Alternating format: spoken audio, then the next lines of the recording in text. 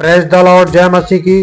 दोस्तों, हम आपका स्वागत करते हैं आज रात की प्रार्थना में। और आज मैं आपसे बात करना चाहता हूँ बालिकाओं के सम्मान में। पुरुष समेत सभी चीजों की रचना करने के बाद ईश्वर ने स्त्री की रचना आरंभ की। उसे बनाने में पूरे 6 दिन लगे। ये सब देख रहे एक देवदूत ने ईश्वर से पूछा, इस विशिष्ट रचना के लिए आपने इतना समय क्यों लगाया? ईश्वर ने उत्तर दिया, मैं इसे ढेर सारे उपहार देना चाहता था। वो सब कुछ खा सके, चाहे उसे पसंद हो या ना हो। बीमार और टूटे हुए दिल वालों का उपचार बन सके। वो बीमार होने पर भी लगातार 18 घंटे काम कर सके। और ये सब काम करने के लिए उसके पास केवल 2 हाथ होंगे। देवदूत ने पूछा, लेकिन आपने उसे बहुत नाजुक और कोमल बनाया है। हाँ, ईश्वर ने उत्तर दिया, वो स्पर्श करने में कोमल है, लेकिन मानसिक तौर से बहुत मजबूत है। वो किसी भी परिस्थिति का सामना करने और अपने साथ होने वाली हर एक घटना को सहने में सक्षम है। वो अपनी भावनाओं को अच्छी तरह से संभालना जानती है। मेरी ये रचना भारी मन से भी मुस्कुराएगी। वो न्याय के लिए लड़ेगी। वो बदले में कुछ भी उम्मीद किए बिना सभी पर अपना सारा प्यार लुटाएगी। देवदूत पूछता रहा, उसके गालों से कुछ बह रहा है। वो क्या है? देखो, ये उसके आंसू हैं। उसके आंसू खुशी के भी हैं, दुख के भी हैं और कई भावनाओं के भी। और ईश्वर ने कहा, ये सच है मेरे दोस्त, इंसान का अकेला रहना अच्छा नहीं। मैं उसके लिए एक ऐसा सहायक बनाऊंगा जो उसके लिए बिल्कुल सही हो। और उन्होंने इस अद्भुत रचना की सृष्टि की जिसे हम स्त्री कहते हैं। आइए हम उसे वो सम्मान दें जिसकी वो हकदार है।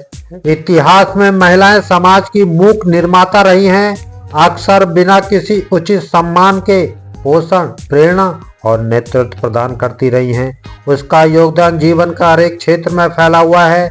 मूल्यों को आकार देने वाली माताओं के रूप में, राष्ट्रों का नेतृत्व करने वाली नेताओं के रूप में, ज्ञान की सीमाओं को आगे बढ़ाने वाली वैज्ञानिकों के रूप में और हमारी संस्कृति को समृद्ध करने वाली कलाकारों के रूप में।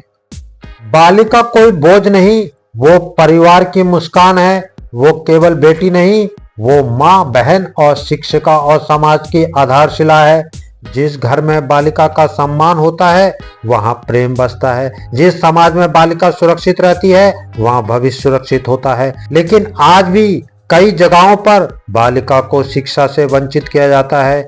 उसके सपनों को छोटा समझा जाता है। हमें ये सोच बदलनी होगी। बालिका को पंख दीजिए, वो आसमान छू लेंगी। उसे विश्वास दीजिए, वो इतिहास रच देंगी। याद रखिए, परमेश्वर ने बालिका को भी उतना ही अनमोल बनाया जितना किसी और को।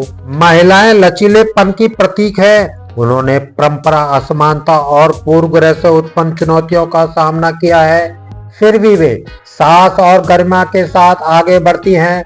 रेडियो धार्मिकता के रहस्यों को उजागर करने वाली मैरी क्यूरी जैसे अग्रदूतों से लेकर लड़कियों की शिक्षा की पैरवी करने वाली मौलाना यूसुफजई तक महिलाओं ने बार बार ये दिखाया है कि वो दृढ़ संकल्प लिंग भेद नहीं करता। हालांकि उनकी ताकत न केवल बाधाओं को तोड़ने में है बल्कि पोषण और निर्माण करने की उनकी क्षमता में भी है। एक माँ की देखभाल, एक शिक्षक का प्रोत्साहन, एक दोस्त की सहानुभूति, ये शांत प्रभाव व्यक्तियों और समुदाय को गहराई से आकार देते हैं।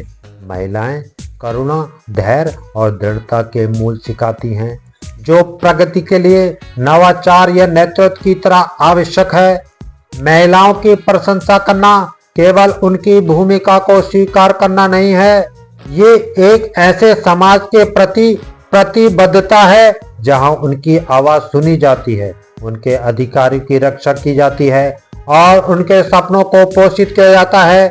जैसा कि कहा जाता है, जब आप एक पुरुष को शिक्षित करते हैं तो आप एक व्यक्ति को शिक्षित करते हैं। जब आप एक महिला को शिक्षित करते हैं तो आप एक राष्ट्र को शिक्षित करते हैं। वास्तव में महिलाओं के उत्थान में हम पूरी मानवता का उत्थान करते हैं।